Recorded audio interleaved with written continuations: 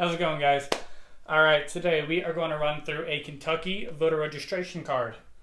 And so everything that needs to be filled out on the card is in red, as you can see here. And so before we begin, there are a few very important dates that I want to point out. The first is primary election is May 17th, and the deadline to register is going to be April 18th. Now, that is the very last day that you can register, and it's the last day that the county clerks have to process the information. So, I recommend getting the cards to my office by April 4th. That way, there's plenty of time to get everything processed and the card filed. We don't want anyone missing a deadline by just one day. All right, next. General election is going to be November 8th, and the deadline to register for that is going to be October 9th, all right? So, the almighty registration card. Before we begin, there are 4 very important pieces of information that you need to have on every single card. This will make sure that the card is processed in a timely fashion and that there aren't any hiccups, all right? So, the first piece is the Social Security number. Oftentimes, that's going to be the hardest for students to know or remember. And so I recommend making an announcement on social media or over the school intercom that says, guys, make sure you know or bring your Social Security number to the voter registration drive. It's going to make everybody's life so much easier, okay? Next, an address. This is where you live. If you don't put a social, you can still register, but the county clerk is going to have to contact you somehow. And so having a good address is one way to do that. Your date of birth. We all know that you have to be 18 to vote, but if you're going to be 18 by the general election in November and you're 17 right now, you can still register to vote and you can vote in the primaries. Even if you're 17 until November 8th, November 7th, you can still vote and register, okay? And then the final piece that every card has to have is the signature. Whoever fills this card out, if they don't sign it and date it, then it's no good. All right, so we're going to run through this step by step. Everything is in red that needs to be filled out, okay? So at the very top, there are 2 small lines, kind of hard to read. But the first one is, are you a citizen of the United States of America? Make sure they check yes, and they're good to go. Will you be 18 on or before Election Day? As I just said, if you're 17 but will be 18, you're good to go. Check yes. Next is this box, new registration. For a lot of the times, the students that we're going to register, they will be a new registration. But the other ones, just in case, are address change, party change, and name change. So let's say a senior registers, but they're going away to college and they want to re-register in their new town. Address change. That's simple. All right, so this big box that has precinct name, precinct code, town, do not worry about that. That is not for us. That is only for the county clerk to fill out. So rest easy, not for us. All right, this next line, Social Security number, super important. Make sure that the students know that they'll need to have it. Date of birth, do it in the month, day, year format. Make sure that they don't put the day first in the month, but we're going month, day, year. Then your county, not country, not USA, your county. And then a work phone or a cell phone or a home phone number. It's really important to put a phone number because if you don't put a social, the county clerk can at least call you and say, hey, there's no social, we need to work this out, okay?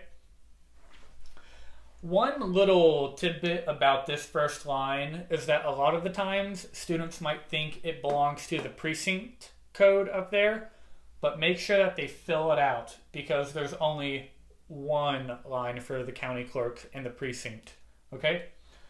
Then check your gender, fill out your last name, your first name, your middle name, and a suffix if you have one.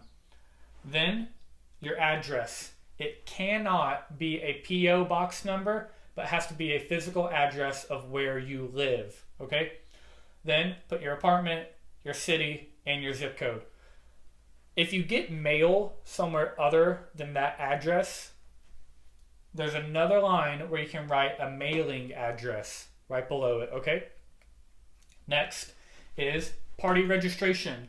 In Kentucky, we have closed primaries, which means you can only vote if you're a Democratic or Republican. You have to vote in whatever party primary or caucus that you're assigned to. So you can check Democratic, Republic, or you can check other. But if you check other, you have to write in the name of that party, okay? So you can't just check other and then not write anything in, because then the county clerks won't know what to assign you as. And the text right below that says if you select other, you can't vote in the primaries except for nonpartisan offices like a judge or special elections. Then below that, you have up until December 31st to change your party affiliation to be able to vote in the primaries next year. So if you want to change your party this year, make sure you do it by the end of the year so that in 2017 you can vote in the primaries. All right, this big, intimidating, just scary looking box with the warning. This is just making sure that you are who you say you are and that you are eligible to vote. So what it says, you are a U.S. citizen, check.